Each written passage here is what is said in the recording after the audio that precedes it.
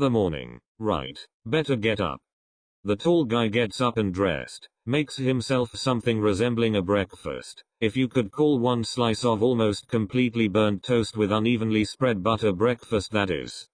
He immediately sits at his desk in his miniature apartment. This was his home. This scratchy wooden desk and his wobbly chair was where he created masterpieces. Sigh. Better get to it. SakuAtsu Kiyumi, a well-known best-selling author who barely seen the sun. He had written a few books now, and within his whole adult life, he had always lived on his own with him and his creative thoughts. What better way could he socialize with the outside world without leaving the comfort of his home where he was safe? He designed literal masterpieces. His books were filled with passion and love, tragedy and terror, things he only dreamed of experiencing. This should be a good break here. Chapter 6. He had written 5 chapters in just 2 hours. For SakuAtsu this was normal and very quick. He was a speedy writer. His long nimble fingers danced across the keys, ideas and words just flooding from him. It all came so naturally to him. I wonder what it'd be like today.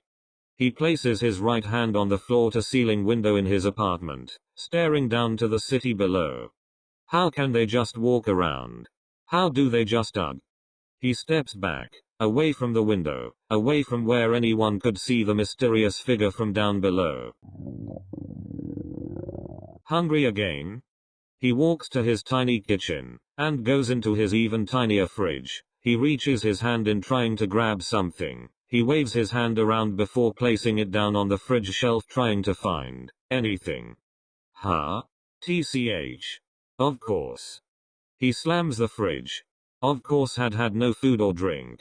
Today he would have to go out and restock his home, an activity of which he very much disliked. Mask, wallet, keys, hair. Good to go, I guess. After taking the elevator ride down from his floor in his building, he reaches the first floor and the door begins to open. Hey, watch it. You almost made me lose my game. Huh, what? SakuAtsu opened his eyes, alarmed as to what or who just walked into him. He jolted to the side trying to escape any close contact. Sorry about him. He's very concentrated. Isn't that right, kitten? The cat-like couple entered the elevator, the short kitten-like one still focused on his game, not even batting an eye, as the tall one looks apologetically back at the writer, smiling forgivingly. SakuAtsu hugs the sides and edges, trying to create as much space as possible between them. The elevator door shuts, allowing SakuAtsu to collect himself. Ugh. He shakes his head and readjusts his mask, walking out of his building. Ag, I gotta get it quickly. The blonde-haired boy runs swiftly into a bookstore, quickly heading into the exact section to find what he was looking for. Aha. I got you. You're all mine now. He hugs the book tightly to his chest, tightly enough to never lose it but gently enough so that every page, edge and corner was safely in top condition. I am going to devour you. I am going to take in every single word and I am going to love every page and... Ahem. Atsumu notices a middle-aged woman with a young girl sheltered behind her. Atsumu now realized his thoughts were very much heard and now he was wide-eyed and very pink. Sorry. He says as he slips away to buy the treasure he just found. He leaves the store, walking and staring at the book he was so ready to open and enjoy. Atsumu had this reading ritual. He read the first book of this series in a shop, where he enjoyed some of his brother's finest treats. I'm here. The usual Samu, make it quick. Oh I pig, you'll get your food when it comes. PFFT, same old Samu. Atsumu took a seat in the front window, where whoever passed could see his eyes intensely stuck on whichever book he would be reading. But for those who paid close attention, they would know that no matter how many different books he read, they all had one thing in common. Here you go, shithead, don't let it sit forever this time. I ain't making it just so you can waste it and stare at those dumb books all day. Yeah, whatever. Atsumu was already distracted. His brother's words went in one ear and out the other. He was busy staring at the cover of his brand new beloved book. A Midnight Love, Book 5. SakuAtsu's stomach grew louder as he walked down the busy streets. his stomach would growl as strangers passed by, causing SakuAtsu much anxiety. MMMGH. I need to fix this, he said, looking around, trying to find a solution to his noisy situation. That'll do. He eyes a small store and hurries towards it, desperate to not embarrass himself anymore. The store's bell goes, notifying people someone entered. Dart. Hi, I'll take whatever you have ready for however much this is. SakuAtsu slaps down some change he pulled from his pocket and hesitantly pulls his mask forward so the owner could hear him and so he wouldn't have to repeat. You got it. I just gave out my last leftover, but my newest batch will be done in just a few. Take a seat and I'll get to you as soon as I can. Dart. Thanks. Turning around, he now takes a closer look around the store. There was only one person in. He didn't even notice them when he entered the shop from the outside. He now sees there's just a man, sitting in the front with what appeared to be the last leftover the owner was talking about. This better not take long.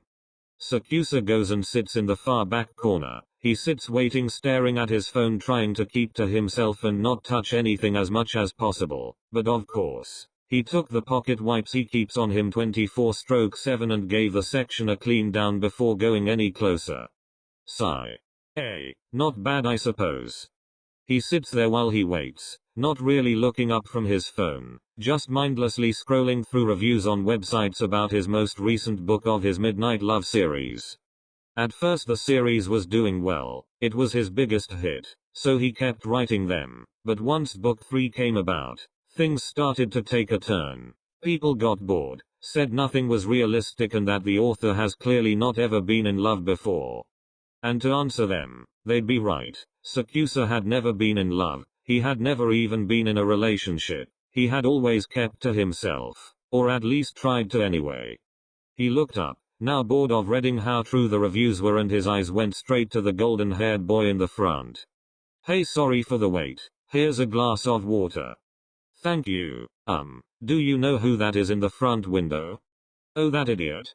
He's just a huge bookworm. Comes in every time with the same books written by the same guy. He worships that entire series and loves that author. May just ignore him.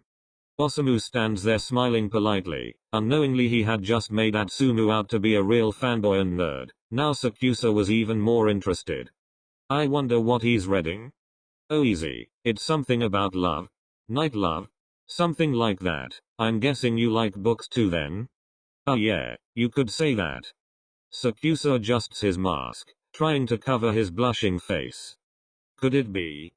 Let me get him for you. He's not that bad really. Oh no, don't worry about it. Hey Tsumu, get your ass over here. Hey, what are you yelling for? Shut your trap.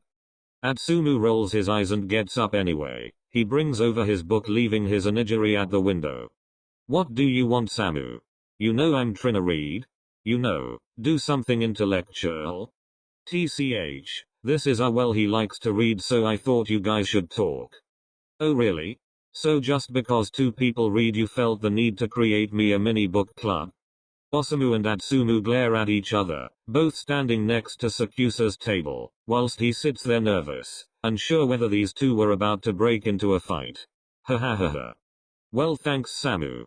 Osamu walks away and Atsumu takes a seat in front of SakuAtsu without an invitation. SakuAtsu sits way back, pushing his back into the chair. So my brother says you read? What exactly do you like best? Oh, what genre though? Personally I love romance and tragedy too. Oh, and sorry, could you sit back a bit? Without noticing himself, Atsumu was now leaning over the table into SakuAtsu's face as he had went on about books and reading. SakuAtsu was looking down to the side, trying not to look at him, for if he did, they'd be very much nose to nose. Oh.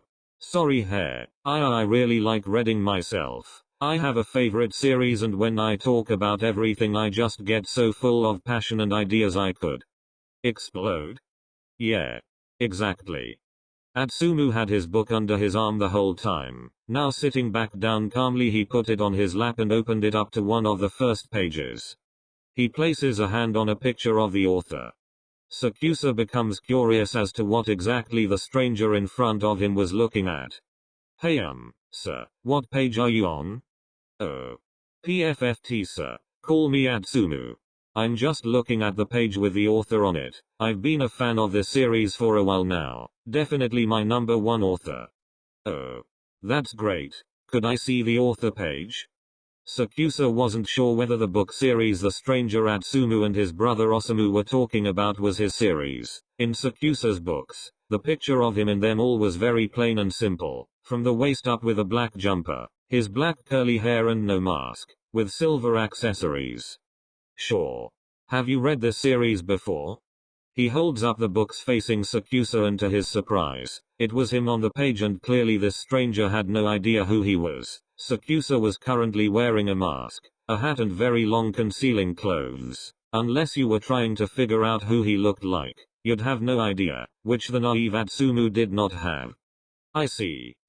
Yeah, you could say I've read it. Is it okay? What do you think of the series?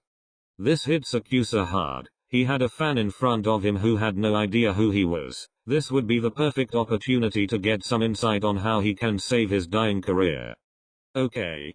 Excuse me, but if you've read it, you know it's a great series. The characters are being greatly developed and it's really touching. Beautiful really. Badump. What is this feeling? Hearing someone talk about my work like this, it makes me feel warm inside. Badump. Sorry, I've been going on for the past 10 minutes. 10 minutes? He had spaced out for that long, and this blonde boy had been talking so passionately about his series for 10 minutes? It seems you really like the series then. Hell yeah. But I also love the author. He's such a creative guy. These books bring light to my life and I appreciate him greatly for them. Do you know much about him? SakuAtsu had never heard such nice words, especially to hear them about himself. He was on the edge of his seat. He was never this eager to hear something. He had only been this excited when he first started writing, but not anymore. Not like he used to. Not really. I've read he's a pretty closed-off guy. Lives somewhere in this city though. It'd be cool if I could meet him one day. A bunch of his fans would love that really. He still has fans? All the reviews about his books are kinda negative. Phew. Saved it. Yeah, there are people, fans, that are having a hard time with the newer books. I admit, even I can tell something's changed in the writing. The stories are good but missing something, you know? I can also see that. SakuAtsu sat there thinking about it. How had he slipped so far away? But please don't get me wrong. I can still tell that the author has potential still and can revive the stories. I think he could use real life experience though. Atsumu was onto something. The thing with SakuAtsu's writing career was that the author's name on all his books was just his family name SakuAtsu. He always preferred a quiet life and didn't want to create any extra attention for himself that easily. Your name's Tsumu? Close. That's just a nickname. I'm Mia Atsumu. Mia, alright. You can call me Atsumu, you know. I think I'll stick with Mia. Mia. Fine. So what's your name? You can just call me Kiyumi. That's your given name? Yeah, just call me that. No. No. No. This is getting awkward. I'll call you Omi. Kiyumi works fine. No, Omi works fine too. Sigh. SakuAtsu sits, staring at Atsumu in front of him, now back to looking at his treasure book. He sits there wondering what's going on inside his head, what he thinks about every page, what he truly thinks about. And here's your order, sir. I hope my brother here isn't being too annoying. Osamu places SakuAtsu's food in front of him and not so gently elbows Atsumu in the face. Hey, watch it, will ya? No, he was perfect actually. Thanks again. I should be going now. SakuAtsu gets to his feet quickly, picking up his food, unwillingly ready to get back outside to finish his shopping. Osamu walks away and Atsumu also, but desperately rises to his feet. Hey, do you think I could get your number? I'd love to talk and hang out again sometime. What did he say? No pressure.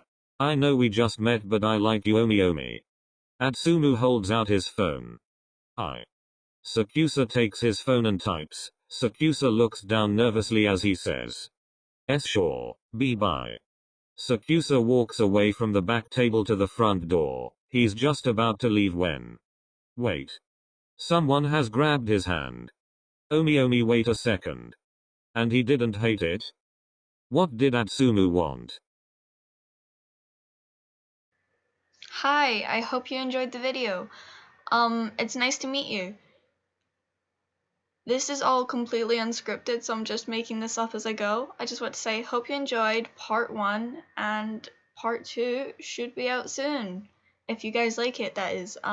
Just want to say thanks for everyone, and I want to say thank you to someone called Choco Puppet. I hope I'm saying their name right. You've been a big inspiration to me to start this channel, so thank you very much for helping me create this video as well. So that is all. Until next time, bye!